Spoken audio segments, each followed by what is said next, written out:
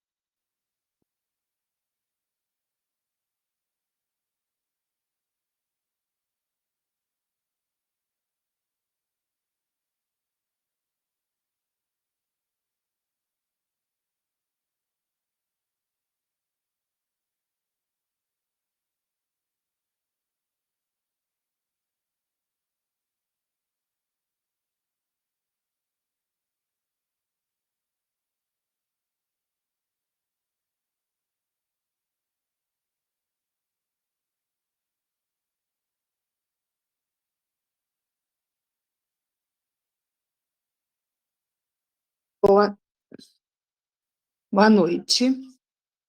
É, Meu nome é Gina Gabriele Pérez Dutra. Hoje são 7 de setembro de 2025 e eu estou aqui para fazer a defesa oral da minha dissertação de mestrado. Primeiramente, gostaria de falar, a minha orientadora foi a doutora professora Elze Pérez. Eu sou professora licenciada em Educação Física e Esportes pela Universidade Federal de Juiz de Fora. Estou formada há 21 anos e há 21 anos eu trabalho na rede municipal de Juiz de Fora. Já trabalhei na rede estadual também. Atualmente eu trabalho com 2 cargos na rede municipal, somente. E minha vida inteira eu fui uma servidora pública, sempre trabalhei em escolas públicas. Eu nunca tive experiência em escolas particulares, lecionando, né? A minha experiência em escola particulares foi como aluna, como discente, a vida inteira. Como profissional, eu decidi sempre trabalhar no setor público, onde eu acreditaria que eu poderia fazer toda a diferença na área da educação. Depois de formada em Educação Física, eu formei em Direito, que eu acho que acrescentaria bastante, porque eu tinha o objetivo de me tornar uma gestora, né, de escola pública, e atualmente eu tenho um cargo de professora e um cargo de gestora na rede municipal de Juiz de Fora. E a minha especialização foi falando sobre a pedagogia montessoriana. E eu, agora, no mestrado, decidi continuar na mesma linha, porque é a linha que eu acredito, né? É a linha que eu defendo e acredito que dá certo. A minha dissertação tem um tema, né? É na área de Ciências e Humanidades, e o tema é uma criação de um projeto de formação continuada para ampliação das competências pedagógicas entre os professores do ensino fundamental 2, de sexto ao nono ano, da Escola Municipal Professora Marlene Barros, em Juiz de Fora, Minas Gerais, a região sudeste aqui do Brasil.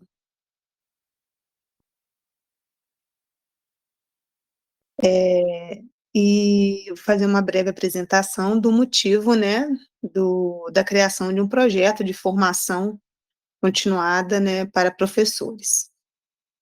Existe, né, uma carência de espaços formativos na escola que valorizem o trabalho com metodologias lúdicas e abordagens centradas no desenvolvimento integral da criança.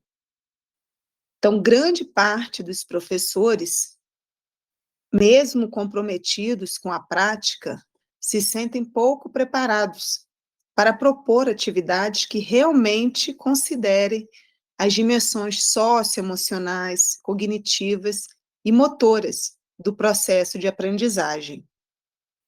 Então, nesse contexto, é nesse contexto, né, que a proposta de intervenção se, se, se realiza, né? É nesse contexto que a proposta de intervenção se insere como resposta a um problema vivenciado no cotidiano escolar, identificado a partir da prática e fundamentado nos estudos sobre aprendizagem ativa, ludicidade e pedagogia montessoriana.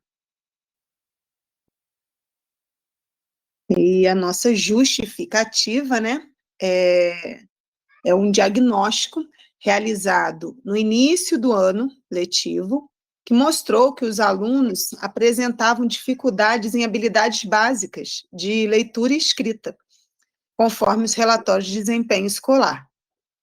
Além disso, né, as observações em sala de aula revelaram que muitos professores utilizam métodos tradicionais de ensino, que não promovem nem a autonomia e nem a criatividade dos alunos. Então, por esse motivo, né, a gente traz a proposta de um projeto de formação continuada, para ampliar, né, essas competências pedagógicas dos professores na área da pedagogia montessoriana.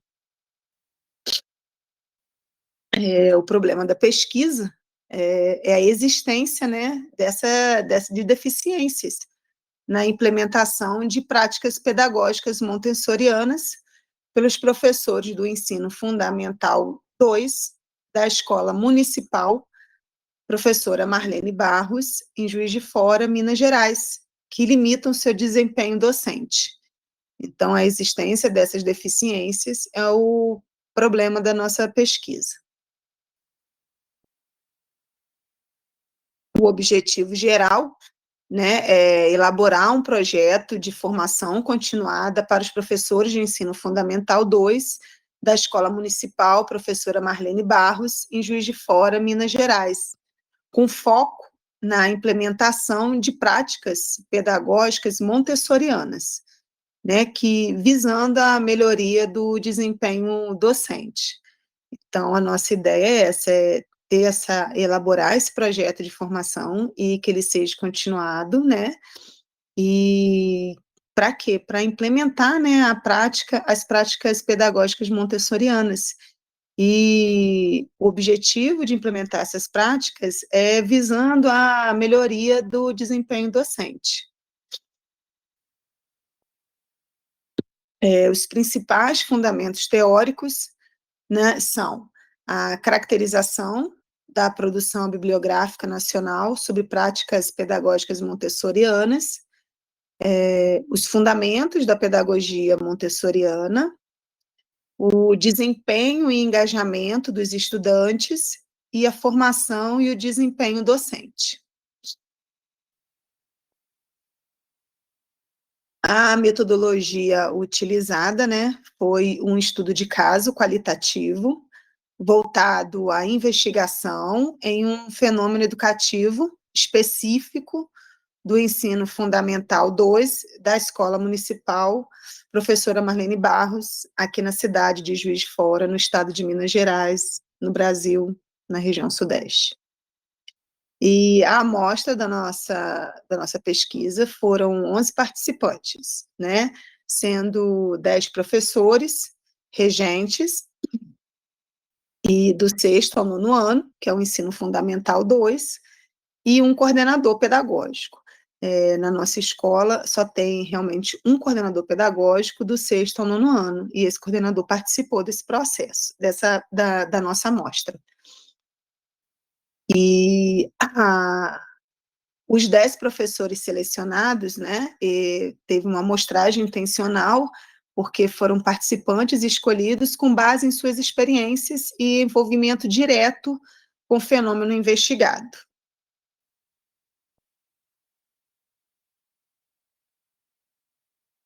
A coleta dos dados, né, foi através de técnica de entrevistas e observações. Então, foi usada esses 2 métodos de coleta de dados, né, que foram as entrevistas e as observações.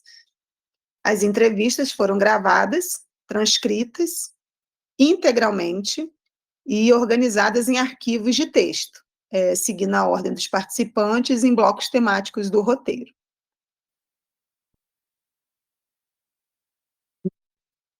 E aí, nós vamos falar, desculpa, nós vamos falar sobre os resultados, né, da pesquisa realizada na escola, né, que com base nos dados empíricos analisados, é possível concluir, em relação ao objetivo específico 2 da pesquisa, que propôs identificar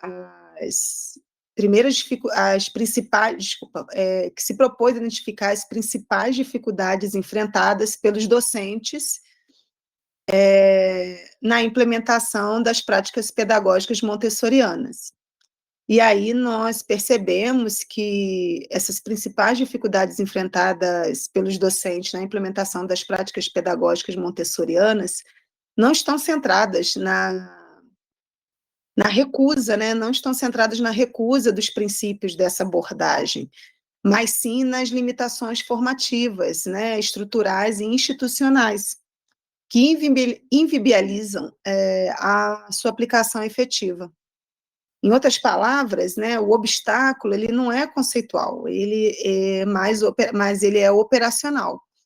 Então, não a dificuldade, as principais dificuldades enfrentadas não foi na recusa pela implementação da pedagogia, né? Não foi conceitual o obstáculo, ele foi, na verdade, operacional, porque nós encontramos as maiores dificuldades nas limitações formativas, estruturais e institucionais, né? Que realmente inviabilizam, né, a aplicação efetiva da metodologia montessoriana, da pedagogia montessoriana. Os professores, né, eles demonstram clareza quanto à importância da formação continuada. Eles reconhecem seu papel transformador, reflexivo e vital, né, frente às exigências contemporâneas da docência. No entanto, né, esse reconhecimento não se não se reconhece automaticamente em adesão às propostas montessorianas, uma vez que as formações vivenciam raramente, né, que esses professores eles têm clareza, né, sobre a importância da formação continuada para eles. Eles sabem que essa formação continuada está atrelada ao seu papel transformador, reflexivo, né? E, mas o reconhecimento dessa importância não faz com que automaticamente esses professores vão aderir, né, às práticas montessorianas, né? Uma vez que essas formações raramente abordam essa abordagem em forma prática, contextualizada e inclusiva para as áreas disciplinares. Então, apesar do reconhecimento da importância, nós temos aí uma dificuldade, né, de uma abordagem de forma prática, contextualizada e inclusiva. Os docentes apontam, né, algumas barreiras concretas para a efetivação de uma cultura formativa sustentável, que seria a falta de tempo, né, a sobrecarga de trabalho, a pouca valorização das áreas específicas, né, a ausência de planejamento coletivo, as ações formativas excessivamente teóricas, né, sem vínculo com os desafios reais da escola. Além disso, né, o modelo de formação frequentemente é descrito como verticalizado e genérico, e o que dificulta a mobilização dos saberes construídos em ações formativas para o cotidiano escolar. Há um esforço institucional, né, apesar disso tudo, né, das barreiras que os professores colocam e que são reais, né, que acontecem realmente. Apesar disso, há um esforço, né, a gente percebe que há um esforço institucional em promover formações internas, mas também o desafio de garantir adesão e continuidade. Então, há toda uma promoção para que haja essas formações internas, mas há um desafio enorme em manter a continuidade, né, e uma grande adesão por parte dos professores. Nenhum dos participantes relatou ter participado de cursos específicos sobre a proposta, sendo que o conhecimento existente entre eles sobre os princípios montessorianos é bem superficial, né, e derivado de algumas leituras pontuais. Isso é confirmado, né, isso confirma, né, essa lacuna formativa relevante para a consolidação de qualquer proposta pedagógica alternativa à proposta tradicional, à pedagogia tradicional.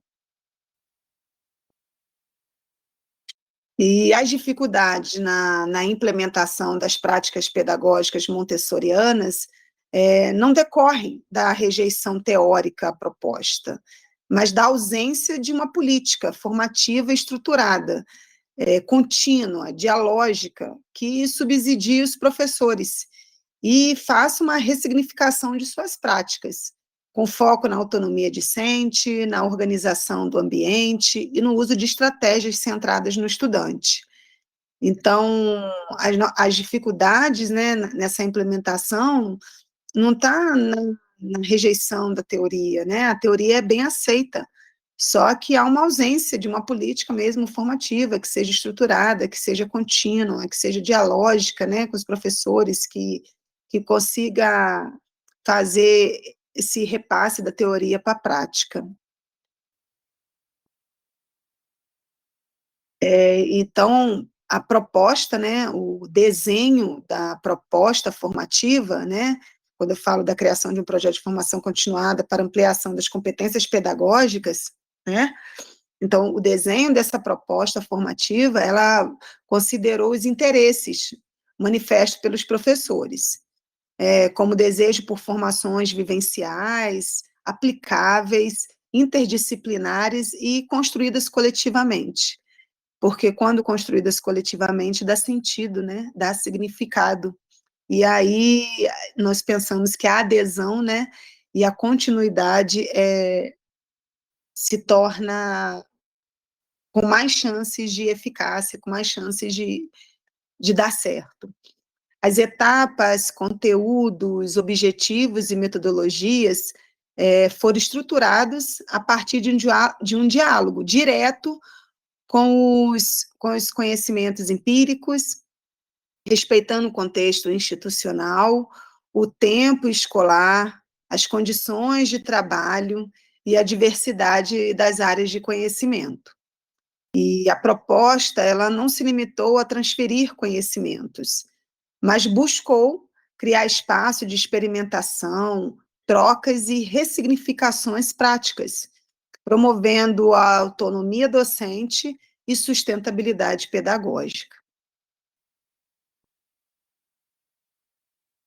Então, podemos concluir a nossa defesa, né, falando que a formação docente em pedagogia montessoriana pode representar não apenas uma inovação metodológica, mas também uma oportunidade para representar coletivamente os sentidos da docência, a aprendizagem e do espaço escolar.